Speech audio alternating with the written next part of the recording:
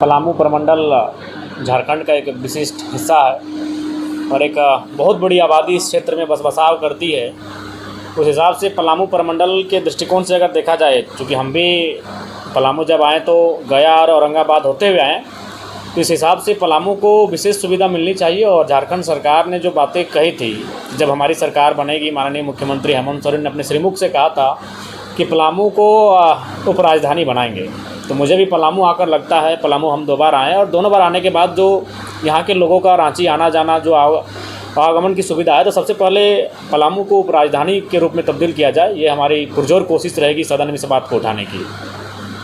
और निसंदेह चूँकि हम लोग एक विजन के साथ चले हैं 2029 को लेकर, तो उसके लिए झारखंड का हर एक ज़िला, झारखंड का हर एक ब्लॉक, झारखंड का हर एक प्रमंडल, वहाँ से हमें अपार जन समर्थन की आवश्यकता है और उसी लक्ष्य को लेकर हम लोग घर से निकले हुए हैं।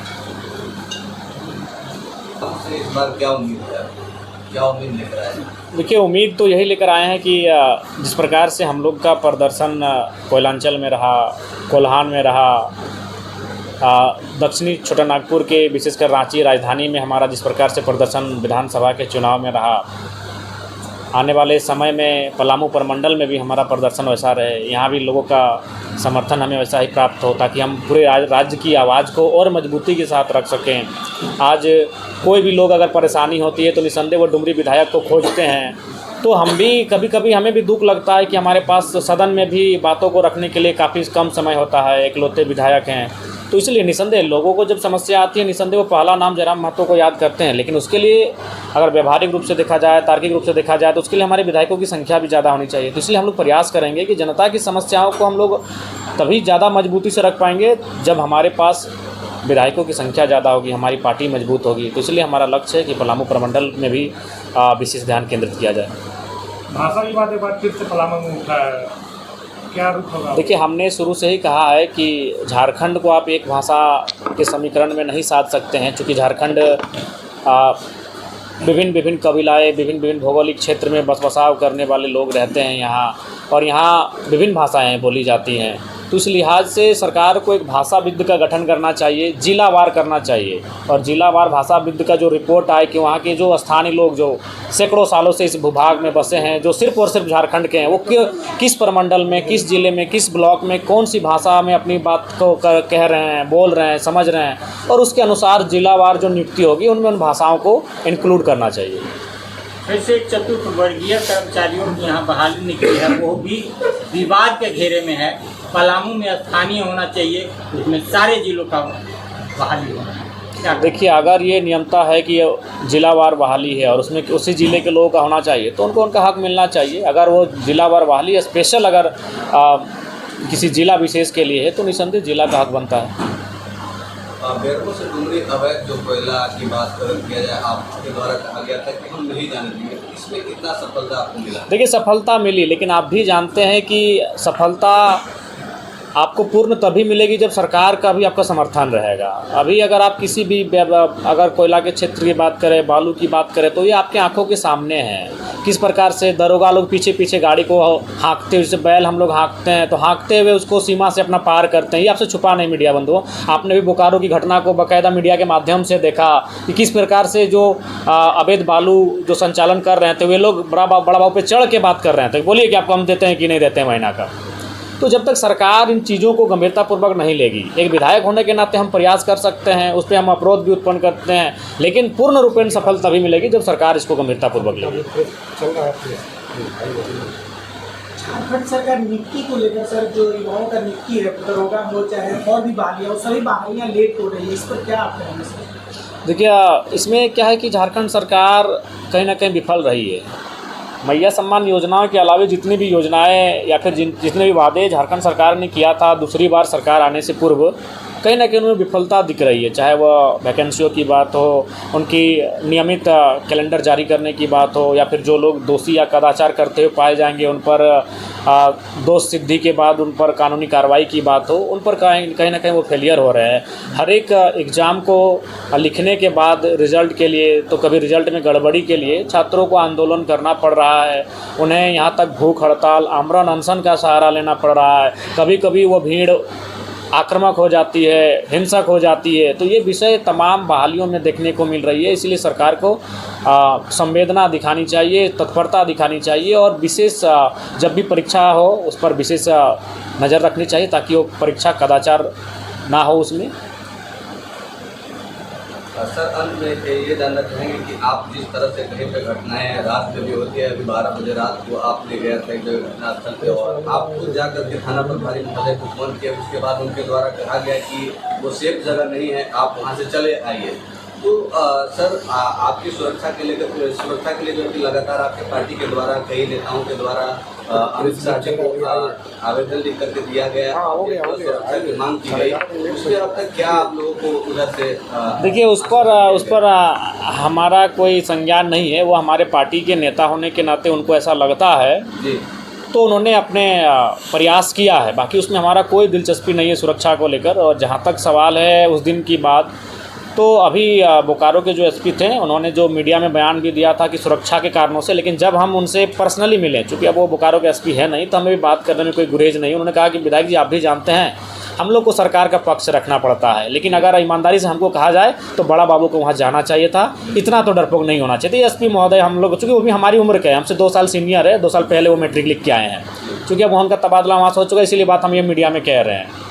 उन्होंने स्पष्ट कहा कि देखिए मीडिया में जो बातें कहते हैं विधायक जी उसको दिल पे मत लीजिएगा, क्योंकि हम लोग की भी बाध्यता होती है। लेकिन अगर मेरे भी बात को मैं अगर आपकी जगह होता तो शायद बड़ा बाबू को वहाँ आना चाहिए। तो ये एसपी महोदय ने खुद कहा, हालांकि उन्होंने मीडिया में कुछ और कहा, लेकिन अब वो चूँकि बोकारो के एसपी रहे नहीं, तो इसलिए बात हम भी मीडिया में शेयर कर रहे हैं।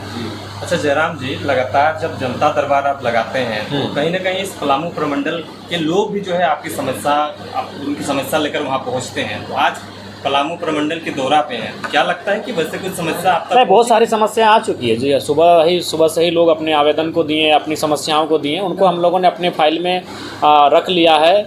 और जैसे ही हम कार्यक्रमों से फुर्सत हो जाएंगे उसको पढ़ेंगे और उसके बाद देखेंगे कि किस विभाग से संबंधित फाइलें हैं, उस विभाग से हम टेलीफोनिक भी बात करेंगे और अपने लेटर हेड के माध्यम से उनसे पत्राचार भी करेंगे। क्या लगता है कि जिस तरह से आज पलामू प्रमंडल का दौरा है, तो इसी तरह से हर जगह पे आप जो है जेल कैंप को एक अग्रसर रूप देने के लिए तैयार हैं कि क्या रणनीति? नहीं, निसंदेह हमने तो अभी फिलहाल चूँकि अब ये बारिश का मौसम है, इसलिए सब लोग खेतीबाड़ी में, झारखंड खेतीबाड़ी प्रमुख राज्य है, तो फिर जैसे ही बारिश और खेतीबाड़ी का मौसम समाप्त होगा उसके बाद फिर से हम प्रत्येक सैटरडे संडे को किसी अन्य ज़िला का दौरा करेंगे, वो ज़िला जो हमारे कोयलांचल से बाहर हो। जैसे आज हम पलामू में हैं तो हो सके अगला बार लातेहार में होंगे, अगला बार गढ़वा में होंगे, लोहरदगा में होंगे, साहिबगंज में होंगे, पाकुड़ में होंगे, दुमका में होंगे, गोड्डा में होंगे।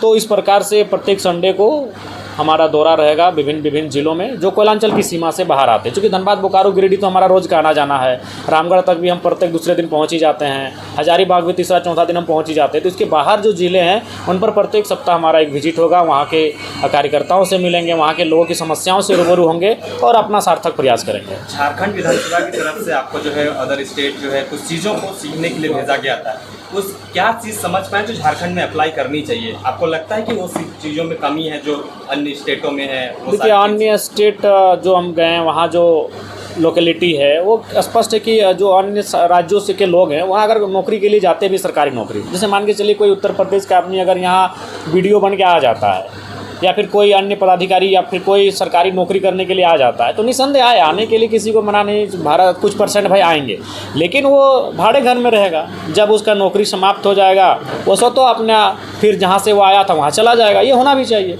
जैसे हम लोग रेलवे में काम करते तो रेलवे क्वार्टर देती है, BCCL में काम करते तो BCCL क्वार्टर देती है। जब हम नौकरी को समाप्त कर देते हैं तो अपना क्वार्टर को छोड़ देते हैं, सारी सुविधाओं को छोड़ देते हैं, फिर अपना गाँव अपनी मिट्टी वापस चले आता है। ये होना चाहिए और ये वहाँ पर है, अरुणाचल प्रदेश में है, नागालैंड में है, आसाम आपका मेघालय में है, सिक्किम में है, जहाँ जहाँ हम गए ये उनका खूबसूरत नियम है कि ताकि अन्य राज्यों के लोग जाकर वहाँ बसाव करके उस राज्य को बाधित नहीं कर पाएंगे। बिहार में विधानसभा चुनाव है, क्या आपकी हम तो देखिए अभी उतना हम लोग बलशाली नहीं हुए हैं कि बिहार चुनाव के बारे में सोचे, लेकिन इतना है कि हम लोग विचारों से बलशाली हो चुके हैं। प्रशांत किशोर जी नो डाउट आज जो बिहार में काम कर रहे हैं, अब वो वहाँ के लोग क्या सोचते हैं नहीं सोचते, लेकिन झारखंड में जिस प्रकार हम लोग देख रहे हैं एक नई सोच, एक नई उभार के साथ आए हैं, तो देखिए उनके भी नेता कहीं ना कहीं जयराम महतो को वहाँ नाम ले रहे हैं, अपने जनसभाओं में जयराम महतो की विचारधारा को रख रहे हैं। और वहाँ नहीं है तो देखिए अभी तेजस्वी जी कहीं ना कहीं उन्होंने झारखंड को देखा, झारखंड को सुना और वो अब क्या कह रहे हैं कि बिहार में 100% जो बिहार की नौकरियाँ होंगी वो बिहार को मिलेगा। ये तो झारखंड में बोली जा रही थी। जब झारखंड में बोली जा रही थी तो लोग कह रहे हैं चुनाव नहीं लड़ेंगे, लेकिन क्या प्रचार करने जाएंगे? देखिए अभी तक ये तय नहीं हो पाया है, क्योंकि अभी हम लोग को समझना होगा बिहार की आबो हवा क्या है, वहाँ हमारा क्या प्रभाव है, क्या पकड़ है। क्योंकि अभी हम लोग माने एक लंबी राजनीति करने आए हैं, तुरंत कोई ऐसा कदम नहीं उठाएंगे कि हमारा राजनीतिक संकट आएगा या फिर हमारे प्रभाव में कोई असर दिखेगा। लेकिन ये तो सत्य है कि झारखंड में जो चीज़ें घटनाक्रम हो रही है, बिहार उसको देख रहा है और बिहार अप्लाई भी कर रहा है। वो स्थानीय नीति की बात हो, नियोजन की बात हो, तो ये चीज़ें कहीं ना कहीं झारखंड के छोटे से आंदोलन को बिहार के लोग, बिहार के बड़े नेता बड़ा अच्छा तरीके से देख रहे हैं और उन चीज़ों को वहाँ रख भी रहे हैं अपने सभाओं में, अपने कार्यक्रम में। ये हम लोग के लिए बड़ी उपलब्धि और बड़ी बात है। झारखंड में जो परिसीमन से विरोध होता है, क्या 2026 में परिसीमन जो लागू हो कैसे देखते हैं, आपकी पार्टी कैसे देखती है? देखिए परिसीमन तो हमें लगता है कि झारखंड में होना चाहिए, क्योंकि बहुत बड़ी आबादी झारखंड की हो चुकी है। जैसे अभी अगर मान के चले तो बोकारो में वोटर्स 6 लाख है, धनबाद भी विधानसभा हमको लगता है 5.5 लाख के आसपास वोटर है। ठीक उसी प्रकार मांडू और हजारीबाग में भी 4.5 लाख 5 लाख के आसपास वोटर हो चुके हैं। कई विधानसभा ऐसे जहाँ मात्र 2 लाख 2.5 लाख ही वोटर हैं। तो काफ़ी माने असमानता है। आपको एक विधायक को खर्च करने के लिए 5 करोड़ ही मिलता है, तो उसके पास अगर 5 लाख वोटर हैं तो भी 5 करोड़ मिलेगा, और 1.5 लाख वोटर हैं तो भी 5 करोड़ उसको मिलेगा। तो इसलिए जब परिसीमन हो तो इन सब चीज़ों का ख्याल रखना चाहिए, एक समानता होनी चाहिए वोटर्स का प्रत्येक विधानसभा में। तो हमें लगता है कि परिसीमन समय के अनुसार परिसीमन इस राज्य की मांग है और वो होना चाहिए। झारखंड है और झारखंड के युवाओं को आपसे काफ़ी उम्मीद है, उनकी समस्याओं का निदान हो सकता है या नहीं? देखिए आप भी जानते हैं कि समस्याओं का निदान होगा, क्योंकि लोकतांत्रिक भारत है। उनकी जो समस्याएं वो लोकतंत्र से ऊपर नहीं है, वो कोई अलौकिक समाधान नहीं मांग रहे कि कोई देव्य शक्ति से वो तो डिमांड नहीं किए हैं। वो ऊपर में बैठे किसी ईश्वर अल्लाह खुदा पीर पैगंबर कोई जीसस से तो डिमांड नहीं किए हैं, कोई भगवान से तो डिमांड नहीं किए। वो लोकतंत्र के मूल्यों के अनुसार ही डिमांड किए हैं। तो लोकतांत्रिक मूल्यों के अनुसार उनके डिमांड का हल है, बशर्ते जिन लोगों से वो डिमांड कर रहे हैं उनकी मानसिकता क्या है, उनका सोच क्या है, उनका विज़न क्या है। अगर उनका विज़न, उनकी सोच अगर सकारात्मक है तो निस्संदेह झारखंड के युवाओं के जो डिमांड्स है वो फुलफिल होने के लायक है। पलामू प्रमंडल की सांगठनिक ढांचा अभी तक कितना मजबूत हो पाया है? देखिए आप जिस प्रकार से मैंने कहा कि जो भौगोलिक दृष्टिकोण है ये धनबाद बोकारो की सीमा से काफ़ी परे है, काफ़ी दूरी है, लेकिन उसके बावजूद भी आज सुबह से लेकर हम अभी तक जब से यहाँ हैं, लोगों का अंबार लगा, लोग मिले, अपनी समस्याओं को सुना रहे हैं। यहाँ भी आके अपनत्व का भाव लग रहा है, लोग अपना रहे हैं। तो ऐसा नहीं है, समय लगेगा, संघर्ष ही आपका परिणाम को तय करता है। तो हमारा संघर्ष, हमारी त्याग, हमारी तपस्या ही पलामू प्रमंडल में हमारी पार्टी का जो सांगठनिक ढांचा है उसे तैयार करने में सहायक सिद्ध होगा। पलामू प्रमंडल को राजनीतिक हब कहा जाता है, लेकिन यह समस्याओं का जड़ देखिए समस्याएं हर एक राज्य में है, हर एक ज़िलों में है, हर एक प्रमंडल में समस्याएं